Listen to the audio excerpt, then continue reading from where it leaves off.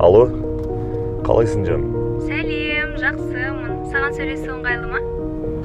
Ыңғайлы зарулым. Не болды? Менің саған тосын сыйым бар. Жарайды, онда үйге келгенде айтамын. Жоқ, айта бер қазір. Тыныштық па? Абайлап жүрші. Ой, уайымдамашы, рөлде бірінші күн емеспін ғой. Не болып қалды?